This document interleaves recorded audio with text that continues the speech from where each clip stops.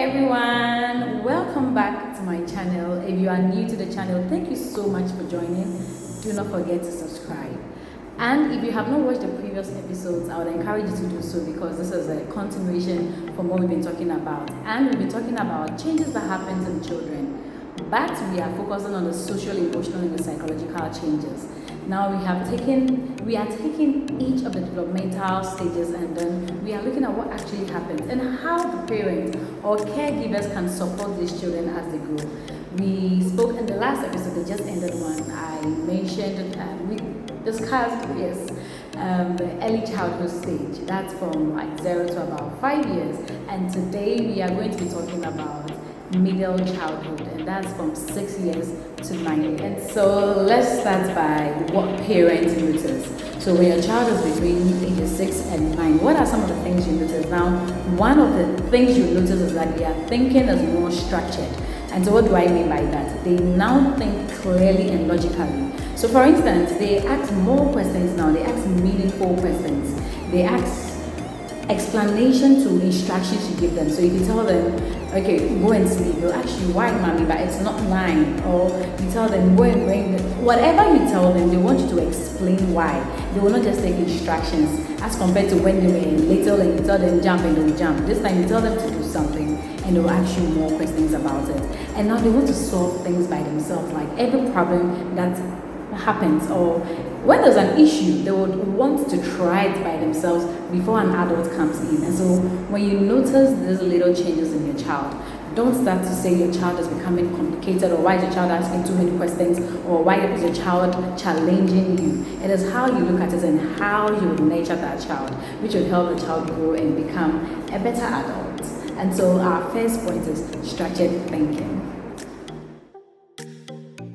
Now the next thing as a parent you will notice is that they become more aware of rules and fairness. And so you will notice that this child is suddenly asking you, mommy, why are you giving this person that and you're not giving me this? Mommy, why did you say I am probably not smart and you are like, in fact, even in the classroom, you would realize that these children are now noticing what is right from wrong.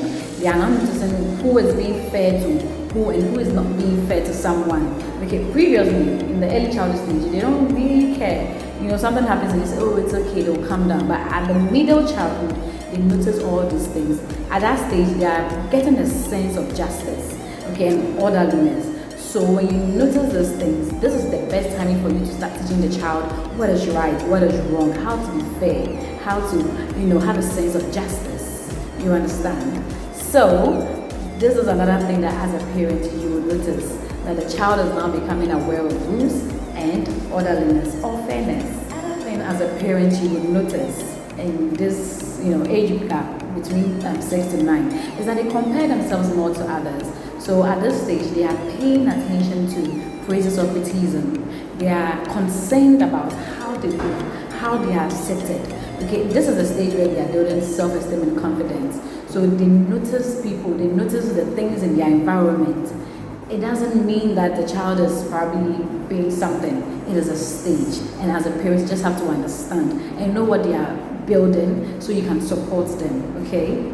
Now another thing that you notice as a parent is that they are more concerned about their friends. They are interested in their social relations.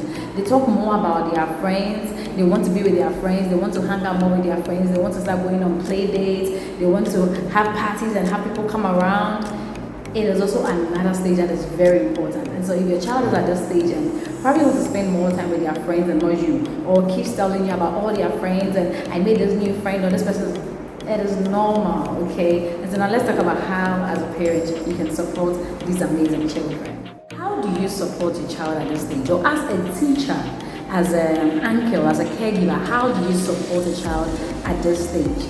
Encourage them to think more by asking them questions, okay? So instead of solving things for them or just giving answers to everything, encourage them to think. So the child wants to know something, then you ask the child, why do you think it's this way? What do you think about this? What? Encourage them to think deeply, because at this stage they are able to think more deeply than when they were like 4 years or 5 years. So encourage them to think more, ask more questions, deeper questions. Try and probe further. Don't just give them answers to things, and when you're having conversations with them, ask questions that would let them think deeper. Have those kind of conversations that would broaden their thinking. You get it? And then another thing you're also supposed to do is that focus on the effort when they are doing things and not the result. Because like I said, at this stage, they are paying attention to fairness, criticism, all those things are very important. Praises, they are very aware of themselves, people around them. And so when something happens, instead of focusing on the end result, rather focus on the effort. So that the child tried, the child probably did something and didn't get the results you expected. Instead of talking about the end result, how did the child do?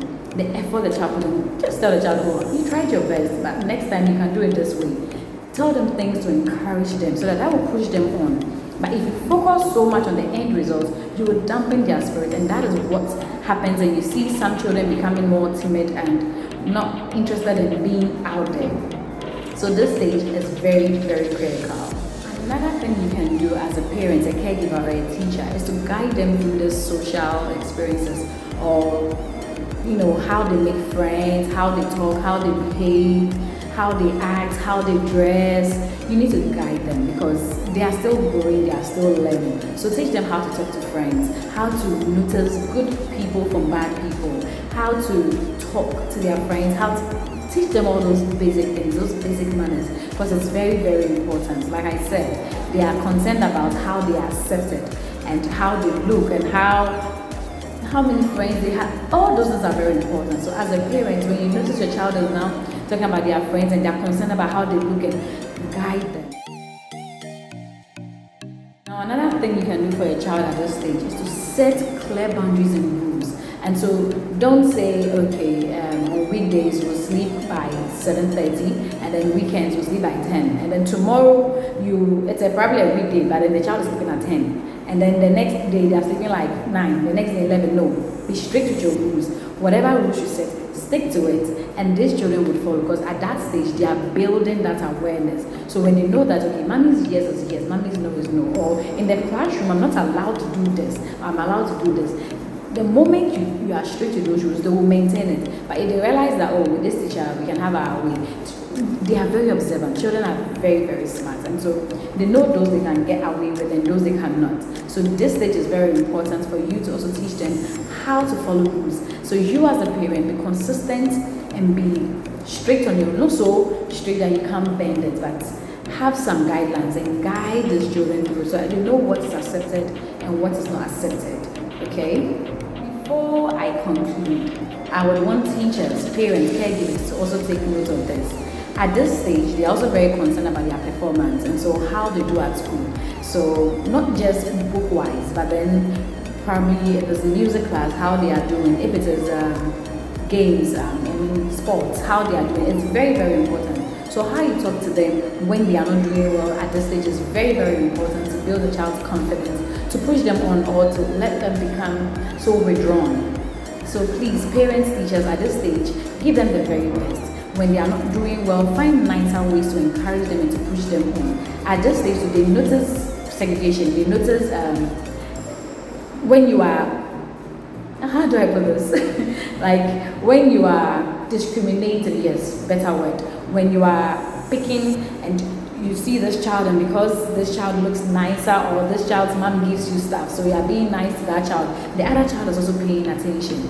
If you're a mom and you have probably 5 children, but you like one and the others, these children notice it. You think, oh, you're just 7 years, so they don't notice. They really notice it. And how you handle them is very, very important. See, I have a cousin who recently turned, I think, 6 or 7, and he's not telling me, I'm a big boy, I can eat by myself, I'm a big boy, I can bath. Sometimes when you're in a hurry, you want to feed, but then he's like, no, auntie, I can feed myself, I'm a big boy. How I talk to him would build his confidence or would shatter it. So I'm like, okay, I know you can feed yourself, but let me just help you, okay? When we come back from school, I will let you feed yourself. All those things are very important. I'm like, yeah, you're a big boy. Whilst I'm feeding him, I'm cheering him on. So he knows that, okay, I'm not feeding you because you're a baby. I know you're a big boy, but so all those things are very, very important. It's important as a parent or as a teacher, a caregiver, to notice when your child has moved from one stage to the other, to notice the changes and to help them, support them so they can be the very best that they can. Remember, every stage is important, and at every stage they are learning something unique and distinctive which would influence their adult life.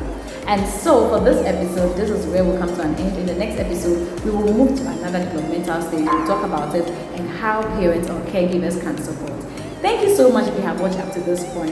If you have not subscribed, please remember to do so. Don't forget to share and to like. And let's be interactive in the comment section. My name is Anna Mosafina. See you in the next episode. Mwah! Bye!